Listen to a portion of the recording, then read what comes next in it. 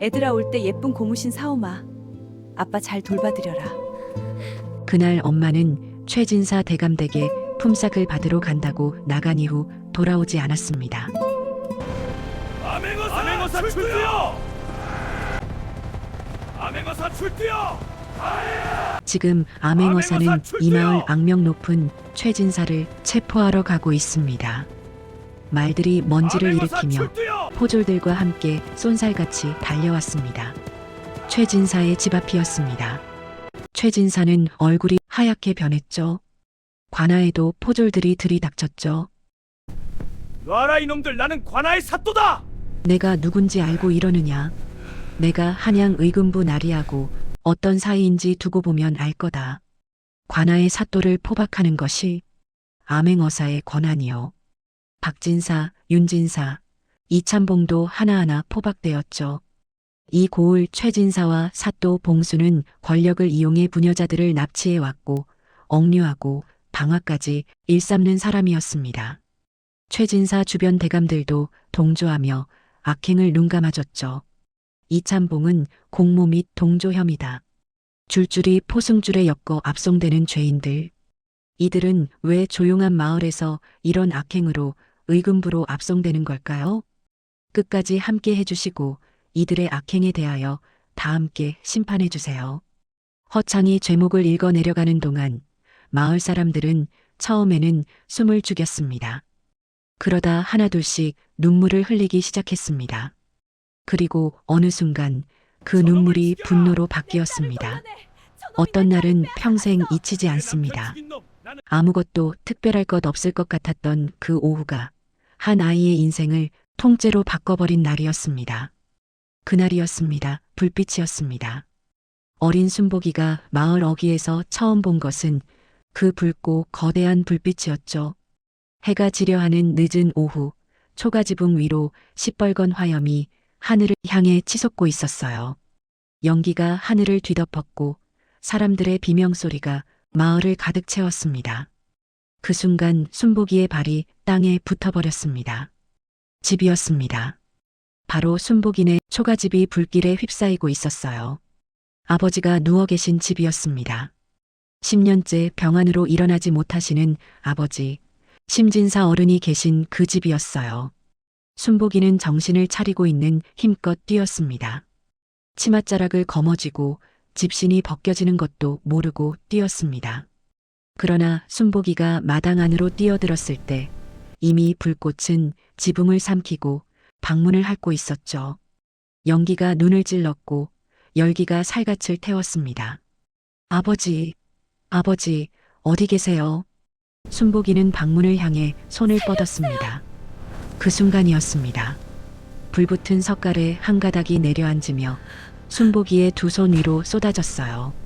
뜨거운 나무 조각이 발등 위에도 떨어졌습니다. 순복이는 비명을 지르지도 못했습니다. 그저 앞으로 쓰러지며 흙바닥을 짚었습니다. 누군가 순복이를 끌어냈어요. 이웃 어른이었습니다. 그리고 그날 이후 순복이의 두 손과 두 발에는 불꽃이 남긴 흉터가 새겨졌습니다. 평생 지워지지 않을 그 흉터와 함께 엄마 길자의 그날 약속도 가슴 깊이 새겨졌습니다. 고무신 한 켤레. 그 작은 약속이 순복이의 인생 전부가 되었습니다. 제 속에서 아버지 시신이 발견되었어요. 이웃 어른들이 시신을 수습했습니다. 순복이는 헝겊을 감은 손으로 아버지의 이름을 불렀습니다. 대답이 없었죠. 그리고 어머니도 없었습니다. 11살 순복이는 그렇게 하루아침에 아버지도 어머니도 잃은 아이가 되었습니다. 불이 꺼진 다음 날 아침이었어요. 순복이는 두 손을 내려다보았습니다. 헝겊을 감은 손, 그 아래 새빨갛게 부어오른 흉터, 통증이 욱신거렸습니다. 그러나 순복이는 울지 않았어요. 입술을 깨물었습니다. 엄마는 살아있어. 엄마는 반드시 살아있어. 8살 동생 길복이가 누나의 옆에 바짝 붙어 앉았습니다. 누나, 우리 이제 어떡해? 괜찮아. 누나가 있잖아. 엄마는 왜 안 오는 거야? 나하고 약속했단 말이야. 고무신 사가지고 엄마는 왜 안 온다고 오는 거야? 두 자매는 서로 끌어안고 나하고 약- 울부짖었습니다. 엄마, 엄마. 그러나 사실 순복이도 몰랐어요. 어떻게 해야 할지, 어디로 가야 할지 알고 있는 것은 딱 하나뿐이었습니다. 엄마가 돌아오는 날, 그날이 반드시 온다는 것. 그리고 그날 엄마에게 이렇게 말하는 것. 기다렸어요, 엄마. 계속 기다렸어요. 그 다짐이 모든 것의 시작이었습니다. 그날 아침을 기억합니다. 순복이는 평생 그날 아침을 잊지 못했습니다. 이른 새벽부터 어머니 길자는 부뚜막 앞에서 불을 지피고 있었죠. 보리쌀 한 줌과 나물 몇 가닥으로 죽을 끓이는 어머니의 등이 그날따라 더 작아 보였습니다. 길자는 그 마을에서 가장 부지런한 여인으로 소문이 나 있었어요. 남편 심진사가 쓰러진 이후 10년이라는 세월 동안 그 여인은 하루도 쉬지 않고 품을 팔아 집안을 건사해 왔습니다. 봄에는 논밭 매는 일을 했고 여름에는 빨래를 받아 삶았으며 가을에는 음식을 장만했고 겨울에는 삶을 삼아 배를 짰습니다. 허리 한번 제대로 펴지 못한 세월이었습니다. 사람들은 그 여인의 강인함에 고개를 숙이기도 했습니다. 어지간한 산에도 못 버텼을 세월을 작은 여인 하나가 이를 악물고 버텨왔기 때문입니다. 아버지 심진사는 한때 이 마을에서 이름 있는 선비였어요. 병상에 순보가 누워서도 사람이 아이들에게 어렵다 하여 글을 고개를 가르쳤습니다. 몸이 쓰러져도 순보가 마음만큼은 사람이 어렵다 하여 고개를 숙이지는 마라. 몸이 쓰러져도 마음만큼은 곧게 세워야 한다. 예, 아버지. 그리고 무슨 일이 있어도 어머니 곁을 지켜라. 아버지가 못 해드리는 것을 내가 해드려야 한다. 그날 아침 어머니 길자는 순복이의 발을 내려다보았습니다. 해진 집신, 발 뒤꿈치가 훤히 드러난 낡은 집신을 보며 눈이 촉촉해졌습니다. 순보가 오늘 엄마 품삯 받는 날이다. 장에 들러서 애들아, 올 때 고무신 예쁜 사오마. 고무신 사오마. 기다리거라. 아빠 잘 돌봐드려라. 엄마 진짜요? 저도요? 그래. 엄마가 오늘은 꼭 사오마. 고무신이요? 반들반들한 거요? 그래. 오늘 저녁에는 새 고무신 신겨줄게. 기다려. 길자는 딸의 머리를 한번 쓰다듬고 일어섰습니다. 그리고 최진사 집으로 일하러 갔습니다. 그것이 마지막이었습니다. 그 여인은 엄마는 그날 왜안 이후로 오는 거야? 돌아오지 않았습니다. 나하고 순복이는 약속했단 저녁 말이야. 내내 고무신 대문 앞에 서서 기다렸습니다. 해가 지고 달이 뜨고 별이 가득 찼는데도 어머니는 오지 않았습니다. 이상하다고 생각했죠. 어머니는 아무리 늦어도 해가 완전히 지기 전에는 돌아오셨기 때문입니다. 순복이의 가슴이 두근거렸습니다. 무슨 나쁜 일이 생긴 것은 아닐까. 그러는 사이 하늘이 붉어졌습니다. 그리고 연기가 피어올랐습니다. 그날 최진사 집 안채에서는 무슨 일이 있었을까요? 훗날 밝혀진 진실은 이러했습니다. 최진사 봉수가 길자를 탐낸 것은 어제 오늘의 일이 아니었습니다. 그러나 그 탐욕에는 단순한 욕심 이상의 것이 있었습니다. 길자의 남편 심진사는 젊은 시절 최진사와 같은 서당에서 글을 배웠습니다. 과거 시험을 준비하던 시절 심진사는 늘 최진사보다 앞섰습니다. 글솜씨도 문장도 스승의 눈에 드는 것도 심진사 쪽이었습니다.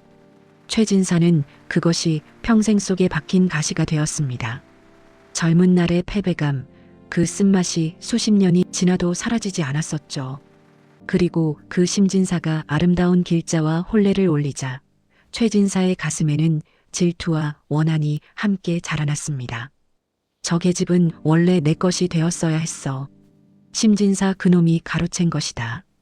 그것이 최진사의 마음속에 새겨진 뒤틀린 논리였습니다. 심진사가 병으로 쓰러지자 최진사는 기다렸습니다. 언젠가는 길자가 지치면, 언젠가는 길자가 무너지면 그때 차지하면 된다고 여겼습니다. 그 집요한 집착이 10년이 넘도록 이어진 것이었지요.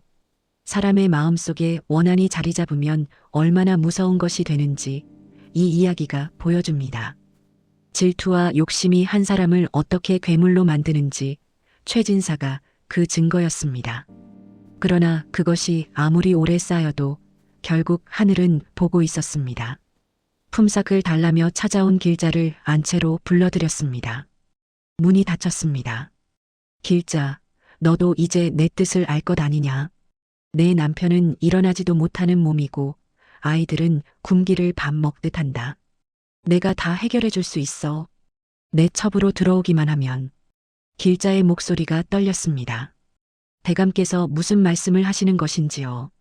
저는 유부녀이옵니다. 남편이 살아계시고 아이들이 기다리고 있습니다. 품삯이나 내어주십시오. 허허, 유부녀라 하기에도 모한 처지 아니냐? 그 병든 영감이 무슨 남편 노릇을 한다고. 나를 따르면 아이들 배불리 먹여주고 집도 새로 지어주겠다. 대감, 물러가십시오. 길자가 비명을 지르며 뛰쳐나왔을 때 이미 머슴들이 밖을 막고 있었습니다. 길자는 담을 넘어 달아나려 했습니다. 그러나 붙잡혔습니다. 그리고 빛도 들지 않는 창고방에 갇혔습니다. 그 무렵 최진사 사랑채에는 마을 대감들이 모여들었습니다. 박진사, 윤진사, 이참봉, 이 마을 권세에 있는 자들이었습니다. 최진사, 이번엔 좀 지나친 것 아닌가? 대낮에 사람을 가도 지나칠 것 있나? 내가 먹여 살리는 게 나쁜 일이야? 그래도 소문이 나면 곤란해. 관아에 고발이라도 들어가면 어찌할 생각인가? 고발? 사또가 누군 줄 알고 다 한 식구 아닌가? 일동이 껄껄 웃었습니다. 그때 윤진사가 목소리를 낮추었습니다. 그래도 이번 일은 선을 넘은 것 같은데 여자 하나 첩으로 들이는 것은 눈 감아줄 수 있어. 그런데 방화에 사람이 죽었다지 않나? 만약 나중에 들추어지면 봉수 혼자 감당해야 할 걸세. 이참봉도 거들었습니다. 나는 그날 여기 없었고 아무것도 들은 바 없소. 이번 일은 봉수 형 혼자 일 아니오? 뭐라고? 야 이놈들아. 작년에 인접 마을 처자 납치할 때는 같이 손잡지 않았나? 그 입막음 돈도 같이 냈잖아. 박진사가 슬쩍 뒤로 물러서며 말했습니다. 글쎄, 나는 그냥 같이 앉아 있었을 뿐이고 직접 한 것은 없잖소. 이놈들이. 최진사가 눈을 부라렸습니다. 그러나 대감들은 슬쩍 웃으며 술잔만 들었습니다. 힘없는 자들 위해서는 함께 군림하면서도 위기가 오면 제 몸 하나 챙기기에 급급한 자들이었습니다. 짐승 같은 짓은 함께하면서도 그 책임은 한 사람에게만 넘기려는 비열한 자들이었습니다. 그날 밤 최진사는 머슴에게 명령했습니다. 심진산의 집에 불을 놓아라. 집이 타버리면 저 여인이 갈 곳이 없어질 것 아니냐. 그렇지만 대감, 안채에 병든 어른이 누워 계신다 하지 않았습니까? 병든 놈이 불도 못 피하면 그건 제 운명이지. 시키는 대로 해. 머슴은 잠시 망설이다 고개를 숙였습니다. 그 고개 숙임 하나가 한 사람의 목숨을, 한 아이의 평생을 앗아간 것이었습니다. 바로 그 명령 하나가 심진사의 목숨을 앗아갔고 어린 순복이의 몸에 흉터를 남겼습니다. 불이 꺼진 다음 날 재 속에서 심진사의 시신이 발견되었어요. 순복이는 헝겊 감은 손으로 아버지의 이름을 불렀습니다. 그러나 아버지는 대답이 없었습니다. 그리고 어머니도 없었습니다. 11살 순복이는 그렇게 하루아침에 아버지도 어머니도 잃은 아이가 되었습니다. 아버지 장례를 치른 다음 날부터 순복이는 어머니를 찾아 나섰습니다. 11살짜리 아이가 동생의 손을 잡고 마을 이 골목 저 골목을 다니며 어머니를 찾았습니다. 손등의 흉터에는 아직 3살이 돋지 않았고 발에는 헝겊을 감은 채였습니다. 그럼에도 순복이는 멈추지 않았어요. 사실 그 시절부터 순복이는 달라지기 시작했습니다. 이세창 어른 집에 신세를 지면서 순복이는 빈손으로 있을 수 없었습니다. 매일 산에 올라 약초를 뜯었습니다. 이름도 모르는 풀 하나하나를 최진자 어른께 가져가 물어봤습니다. 이건 뭐예요? 그건 쑥이다. 상처에 으깨어 바르면 덧나지 않는다. 이건요? 그건 익모초다. 어른 여인들 몸에 좋지. 순복이는 다 외웠습니다. 그리고 실제로 써보았습니다. 자신의 흉터에, 이웃 어른들의 작은 상처에. 처음에는 서툴렀지만 날이 갈수록 솜씨가 늘었지요. 마을 어른이 발을 다쳤다 하면 달려가 약초를 으깨어 발라주었고, 아이가 벌에 쏘였다 하면 해당화 잎을 찧어 갖다 주었습니다. 소문이 나기 시작했어요. 저 아이가 약초를 잘 안다고. 흉터 입은 손으로 남의 상처를 낫게 하는 아이. 그것이 순복이가 자라나는 방식이었습니다. 어느 날은 이른 새벽에 최진사 집 대문 앞에 서서 목이 쉬도록 불렀습니다. 어머니, 어머니 거기 계세요? 어머니. 머슴들이 나와서 쫓아냈습니다. 꺼져라, 이 못된 것들. 여기 올 생각도 하지 마라. 우리 엄마 돌려줘요. 우리 엄마가 저기 있잖아요. 닥쳐. 이 대문 앞에 얼씬거리다간 매 맞는다. 순복이는 쫓겨났습니다. 그러나 다음 날도 왔습니다. 그 다음 날도 왔습니다. 동생 길복이도 함께였죠. 일흘째 되던 날이었어요. 최진사 집 담 너머에서 희미한 기침 소리가 들려왔습니다. 순복이는 그 소리를 저게 뭔 들었습니다. 소리야, 누나. 길보가 들려? 엄마야, 엄마 응. 기침 소리야. 저게 뭔 소리야, 누나. 엄마야. 엄마 기침 소리야. 순복이는 저게 그 뭔 자리에 소리야, 주저앉아 통곡했습니다. 엄마야, 엄마 길보기도 기침 소리야. 따라 울었습니다. 두 아이가 최진사 집 담 아래에 쭈그리고 앉아 한없이 울었습니다. 지나가던 동네 어른이 그것을 보고 가슴을 쳤습니다. 한 달이 흘렀어요. 어느 날 밤 최진사 집 쪽문이 삐걱 열렸습니다. 머슴 한 명이 여인을 밖으로 밀어냈습니다. 더는 쓸모없으니 꺼져라. 입 함부로 놀렸다간 아이들 남아나지 않는다. 여인은 비틀거리며 쓰러졌습니다. 뒷길에서 지켜보던 순복이는 달려갔어요. 머리가 헝클어지고 얼굴이 헬쑥해진 그 여인이 바로 어머니 길자였습니다. 엄마, 엄마. 순복이는 어머니를 끌어안고 울었습니다. 길복이도 달려와 어머니의 손을 잡았습니다. 길자는 두 아이를 바라보았습니다. 눈에 눈물이 고였습니다. 그러나 입이 열리지 않았어요. 목소리가 나오지 않았습니다. 길자는 두 아이를 안은 채 고개만 끄덕이며 눈물을 흘렸습니다. 딸의 흉터 입은 손을 잡고는 눈을 감았습니다. 그리고 더 세게, 더 깊이 순복이를 안았습니다. 세 사람은 이웃 어른 이세창의 집에 신세를 졌습니다. 의원이 와서 보고는 깊은 한숨을 쉬었습니다. 몸의 상처보다 마음의 상처가 더 큽니다. 당분간 지켜볼 수밖에 없습니다. 이세창 어른이 조용히 물었습니다. 혹여 방법이 없겠습니까? 저 가여운 어미가 저렇게 있으니 가족의 따뜻한 곁이 약입니다. 손을 잡아주십시오. 말을 걸어주십시오. 순복이는 매일 어머니 손을 잡고 이야기를 건넸습니다. 엄마, 오늘 길보기가 나물 뜯어왔어요. 취나물이에요. 엄마 좋아하는 거. 길자는 대답이 없었어요. 그저 눈을 깜빡거렸습니다. 엄마, 괜찮아요. 저 여기 있어요. 아무 데도 안 가요. 어머니 앞에서는 강한 척 했습니다.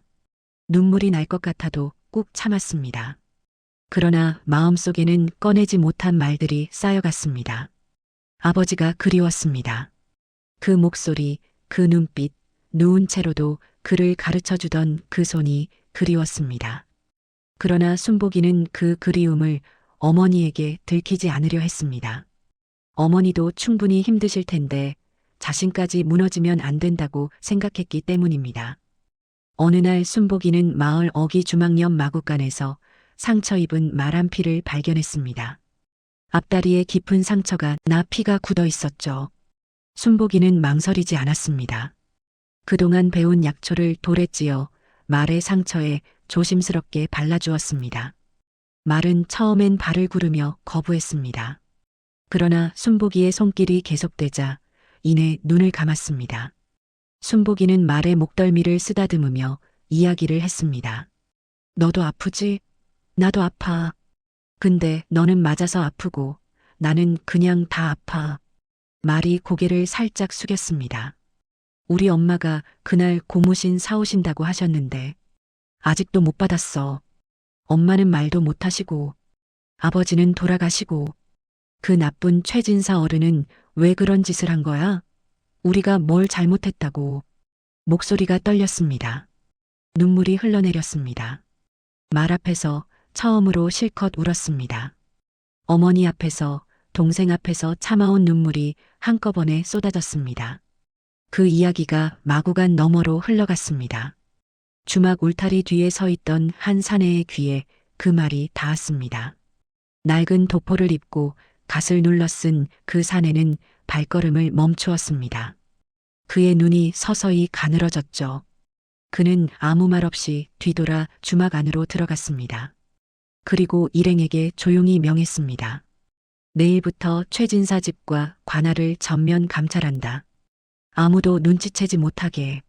그가 바로 암행어사 허창이었습니다. 암행어사 허창은 이미 이 고을에서 수상한 냄새를 맡고 있던 참이었습니다. 허창은 열흘 전부터 밥장수, 과객으로 위장하며 민정을 살폈습니다. 술 한 잔을 걸치면 사람들의 입이 조금씩 열렸습니다.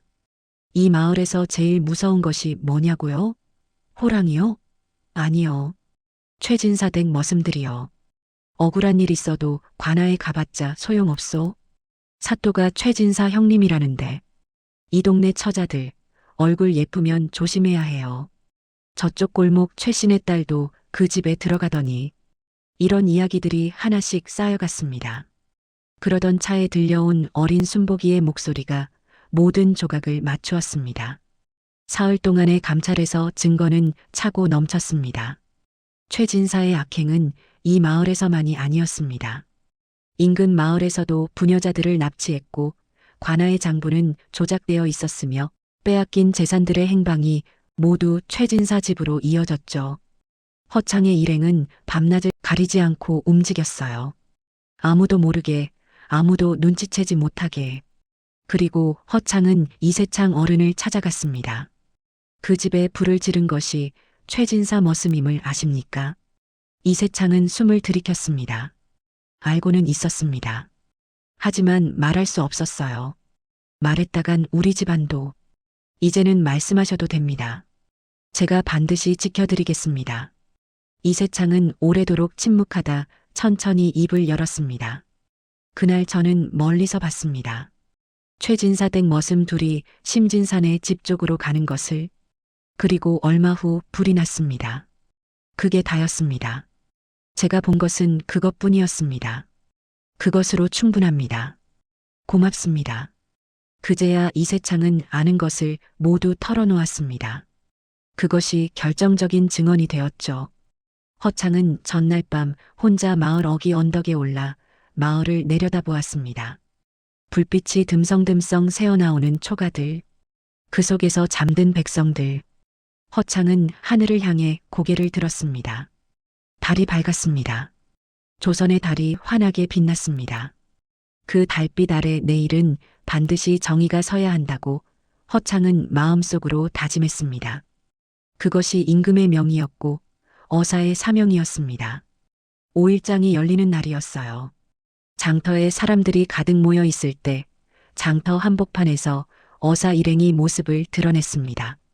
마패가 햇살 아래 번쩍였습니다. 암행어사인 허창은 모든 정황을 파악하고 최진사를 체포하게 이르렀고 그 죄인들이 오라에 묶인 채로 압송되는 과정이었습니다. 그것은 한순간에 터졌습니다. 장터 구석에서 낮고 굵은 목소리 하나가 터져나왔습니다. 저놈을 죽여라. 그 말 하나가 불씨가 되었습니다. 내 딸을 돌려내.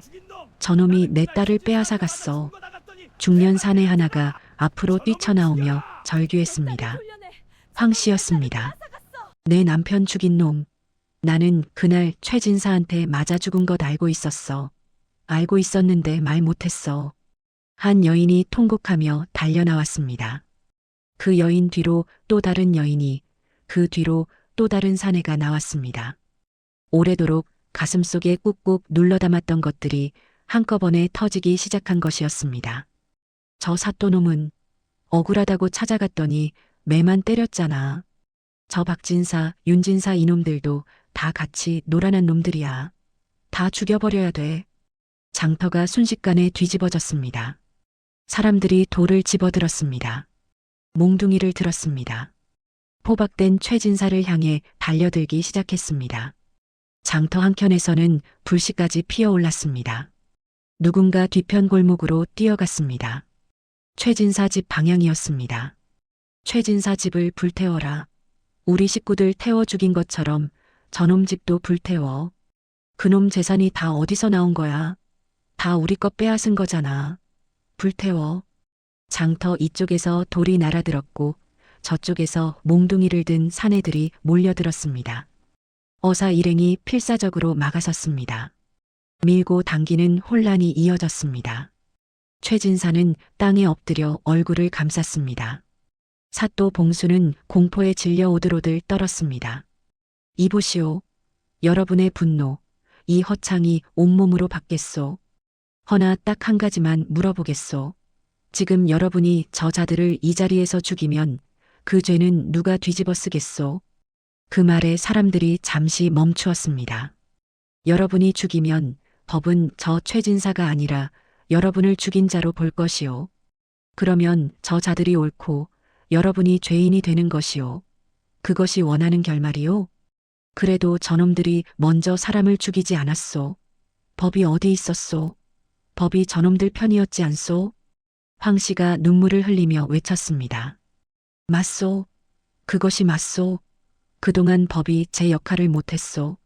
관아가 썩었소. 그러나 지금 이 순간 암행어사 허창이 임금의 명을 받들어 이 자리에 서 있소. 저 자들을 반드시 의금부로 압송하여 나라의 법도 앞에 세울 것이오. 죽이는 것보다 더 무거운 벌을 받게 할 것이오. 내가 약속하겠소. 여러분의 한을 내가 받겠소. 억울하게 가신 분들의 이름을 내가 임금께 낱낱이 올리겠소. 이 고을에서 이런 일이 다시는 일어나지 않도록 내가 목숨을 걸겠소. 허창의 목소리가 떨렸습니다. 진심이 담긴 목소리였습니다. 장터에 침묵이 흘렀습니다. 몽둥이를 든 손이 천천히 내려갔습니다. 황 씨가 무릎을 꿇었습니다. 어사나리, 우리 딸 소식만이라도 알아봐 주십시오. 반드시 알아보겠소. 허창은 그 자리에서 무릎을 꿇은 황 씨 앞에 깊이 고개를 숙였습니다. 어사가 백성 앞에 고개를 숙였습니다. 그 광경에 장터 전체가 울음바다가 되었습니다. 최진사는 그 울음소리 속에서 포박된 채 끌려갔습니다. 서로 덮어주려 했던 자들이 이제는 서로 살겠다고 아기다툼을 벌였습니다. 나는 모른 일이오. 나는 최진사가 시킨 것만 따랐을 뿐이오. 사또 봉수가 소리쳤습니다. 나도 직접 한 것은 없소. 최진사가 다 한 것이오. 이놈들이 같이 즐기고서 이제 와서 발 빼려 해. 다 함께 죗값을 치러야 한다. 그러나 이제는 그 소리가 아무것도 바꿀 수 없었습니다. 포박된 손, 흑투성이 얼굴, 성난 백성들의 눈빛. 그 모든 것이 최진사가 평생 외면해 온 것들의 답이었습니다. 압송되는 죄인들의 뒷모습을 보며 마을 사람들은 오래도록 서 있었습니다. 그 눈물은 더 이상 억울함의 눈물이 아니었습니다. 살아남은 자들의 눈물, 살아서 이날을 보았다는 것의 눈물이었습니다. 순복이는 그 광경을 멀리서 바라보았습니다. 눈물이 뺨을 타고 흘렀습니다.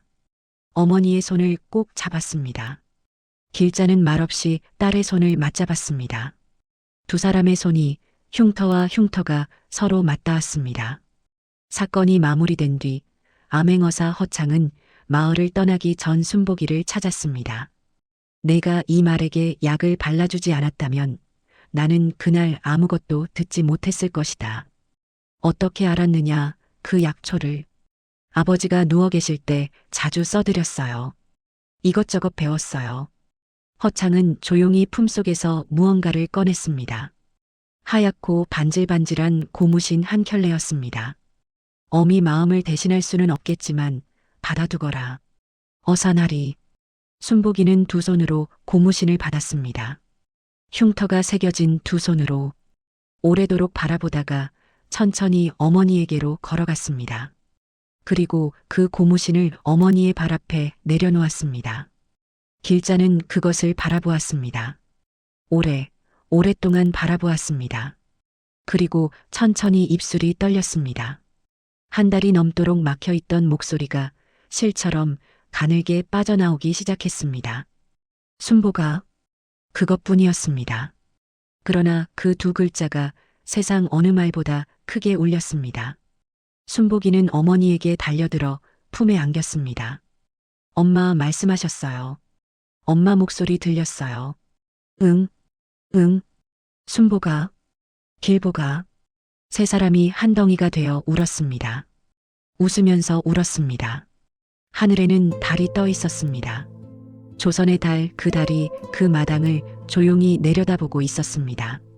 어사 허창이 올린 상소로 청렴한 새 사또가 부임해 왔습니다. 황 씨의 딸도 마침내 돌아왔습니다. 최진사 집과 연계된 인근 고을에서 종살이를 하던 것을 어사 일행이 찾아낸 것이었습니다. 이놈아, 살아있었구나. 살아있었어. 아버지, 아버지. 두 사람이 장터 한가운데서 껴안은 채 울었습니다. 마을 사람들이 그 광경을 보며 함께 울었습니다. 악이 있는 곳에 반드시 빛이 온다는 것을 그날 마을 사람들은 온몸으로 느꼈습니다. 그것이 그 마을에 찾아온 가장 큰 기적이었습니다. 새 사또는 백성들에게 직접 고개를 숙이며 말했습니다. 그동안 관아가 여러분을 지키지 못했습니다. 앞으로는 다르겠습니다. 억울한 일이 있으면 언제든지 찾아오십시오. 부당하게 걷어간 세금이 돌아왔고 빼앗긴 전답이 원래 주인에게 돌아왔습니다. 서서히 마을의 신뢰가 쌓이기 시작했습니다. 순복인의 가족에게도 작은 초가가 마련되었습니다. 집 들보를 올리는 날 마을 사람들이 삼삼오오 모여들었습니다. 쌀 한 말, 나물 한 묶음, 기와 몇 장. 그 마음들이 모여 새 집이 완성되었습니다. 세월이 흘러 순복이는 어엿한 처녀가 되었습니다. 동생 길보기의 살림을 도맡았고 약초 솜씨는 마을에서 인정받게 되었습니다. 흉터 입은 손으로 약초를 갈고 흉터 입은 발로 산을 오르내렸습니다. 그 흉터를 부끄러워하지 않았습니다. 아버지가 남긴 말이 있었기 때문입니다. 몸이 쓰러져도 마음만큼은 곧게 세워야 한다. 어머니 길자도 많이 회복되었습니다. 작은 텃밭을 일구고 두 아이를 바라보는 눈빛이 달라졌습니다. 상처 입은 눈빛이 아니라 다시 일어선 자의 눈빛이었습니다. 그 집 처마 아래 엄마, 고무신 한 왜 저걸 켤레가 걸어놔요? 걸려 있었습니다. 그날 약속 길자가 지킨다고. 직접 걸어놓은 것이었습니다. 딸에게 사오겠다 했던 그날의 약속을 이제야 지킨다는 뜻으로 비가 와도 내려가지 않았습니다. 바람이 불어도 떨어지지 않았습니다. 마을 사람들이 그 앞을 지나칠 때마다 잠시 발걸음을 멈추었습니다. 그것은 어머니의 사랑이었습니다. 말로 표현하지 못했어도 세상이 산산이 부서졌어도 끝내 지키고 싶었던 약속이었습니다. 고무신 한 켤레. 그것이 이 조선 땅 작은 마을에서 일어난 기적이었습니다. 순복이는 어렸습니다. 11살의 어린 나이에 집을 잃고 아버지를 잃고 어머니마저 잃어버릴 뻔했습니다. 손에는 흉터가 남았고 발에도 흉터가 남았습니다. 그러나 그 아이는 포기하지 않았습니다. 엄마가 살아있다고 믿었기 때문입니다. 그 믿음이 아이를 살렸습니다. 그 믿음이 어머니를 다시 살려냈습니다. 그 믿음이 결국 마을에 정의를 불러왔습니다. 우리가 사랑하는 사람을 향해 품는 믿음, 그것은 세상 그 어떤 칼보다 강한 것입니다. 여러분, 혹시 오늘 어머니 생각이 나십니까?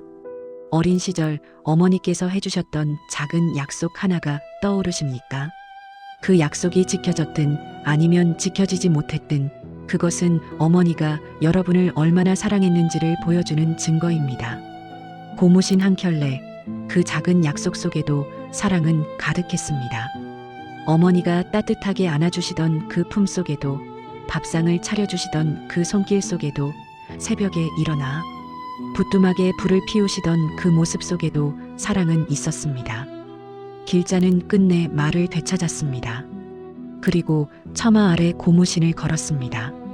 그것은 딸에게 보내는 메시지였습니다. 나는 내 곁에 있다. 나는 내 엄마다. 그날의 약속 잊지 않았다. 여러분, 이 세상에서 가장 긴 약속은 어머니가 자식에게 하는 약속입니다. 죽는 날까지 지키고 싶은 약속, 죽어서도 잊히지 않는 약속. 그것이 어머니의 사랑입니다. 우리 어머니들은 다 그렇습니다.